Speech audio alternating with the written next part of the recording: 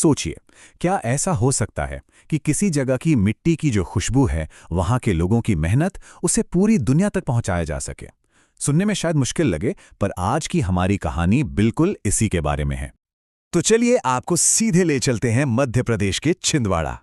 कल्पना कीजिए, हवा में मिर्च की एक तीखी सी महक है, साथ में लहसुन की वो सौंधी सौंधी खुशबू। लेकिन रुकिए, ये सिर्फ कोई खुशबू नहीं है, ये तो इस जगह की, यहाँ के लोगों की रग रग में बसी एक पहचान है। और इसी महक के बीच हमारी कहानी का हीरो सामने आता है। नाम है नरेश, एक नौजवान किसान जिसका अपनी जमीन से, वहां उगने वाले मसालों से एक बहुत ही गहरा, कह सकते हैं एक अटूट रिश्ता था।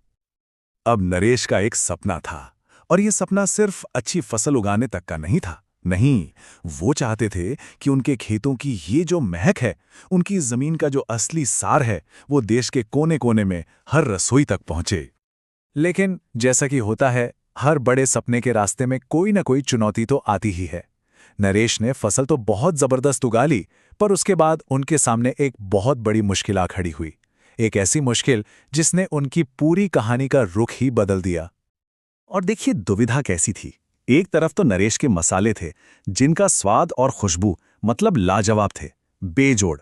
और दूसरी तरफ सबसे बड़ा सवाल ये था कि आखिर इसी ताजगी को, इसी क्वालिटी को बरकरार रखते हुए इसे बाजार तक पहुंचाएं तो पहुंचाएं कैसे। और बस ठीक इसी मोड़ पर जब लग रहा था कि रास्ता बहुत मुश्किल है, तब नरेश की कहानी में एंट्री होती है एक, कह लीजिए, एक वरदान की। और यह वरदान था छिंदवाड़ा एग्रो कॉम्प्लेक्स और मसाला पार्क से मिला सपोर्ट। तो सवाल यह है कि इस पार्क ने आखिर किया क्या। देखिए, उसने नरेश के सपने को हकीकत बनाने के लिए 3 बड़े काम किए। सबसे पहले, मसालों को प्रोसेस करने के लिए दी मॉडर्न मशीनें।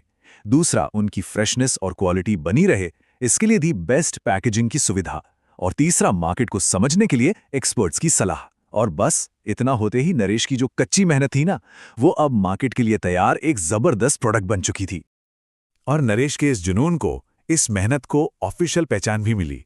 हुआ यूं कि जब पार्क के एक अधिकारी ने उनके प्रोडक्ट को देखा, तो वो बस इतना ही बोले, ये सिर्फ मसाले नहीं है, ये तो पूरे छिंदवाड़ा की मेहनत की खुशबू है।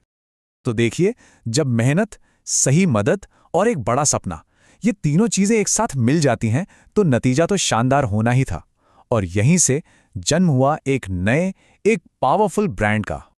नरेश के मसालों की क्वालिटी क्या कहें, इतनी कमाल की थी। वो गहरा लाल रंग, वो तीखा अनोखा स्वाद, कि लोगों ने खुद ब खुद ही उसे एक नाम दे दिया, छिंदवाड़ा गोल्ड। और ये नाम सिर्फ नाम नहीं था, ये उनकी प्रीमियम क्वालिटी और उनकी मिट्टी की पहचान बन गया। लेकिन असली मोहर तो तब लगी जब ये मसाले देश भर के बड़े बड़े शेफ्स तक पहुंचे। उन्होंने इसे चखा और जानते हैं क्या कहा? उन्होंने कहा, जिस भी डिश में ये मिर्च और लहसुन जाते हैं ना, ऐसा लगता है जैसे उसमें छिंदवाड़ा की रूह उतर आई हो। मतलब साफ था, नरेश अपनी जमीन का जो सार था, उसे दुनिया तक पहुंचाने में कामयाब हो चुके थे। लेकिन इतनी बड़ी कामयाबी के बाद भी नरेश के पैर जमीन पर थे। वो अच्छी तरह जानते थे, दिल से जानते थे कि ये जीत अकेले उनकी नहीं है। असल में ये एक साझा जीत थी। ये जीत थी उस मिट्टी की जिसने मसालों को अपनी पहचान दी। ये जीत थी उस पार्क की जिसने एक किसान के हुनर को पंख लगा दिए। और हाँ, सबसे बढ़कर ये उस सपने की जीत थी, एक लोकल खजाने को पूरी दुनिया के साथ बांटने के सपने की। तो नरेश की ये पूरी कहानी, ये हमें क्या सिखाती है? इसकी विरासत क्या है? इसका असली मैसेज क्या है? देखिए, सार बस इतना सा है कि छिंदवाड़ा से उठने वाली मसालों की हर महक, वो सिर्फ एक महक नहीं है। नहीं, वो अपने आप में एक पूरी कहानी है।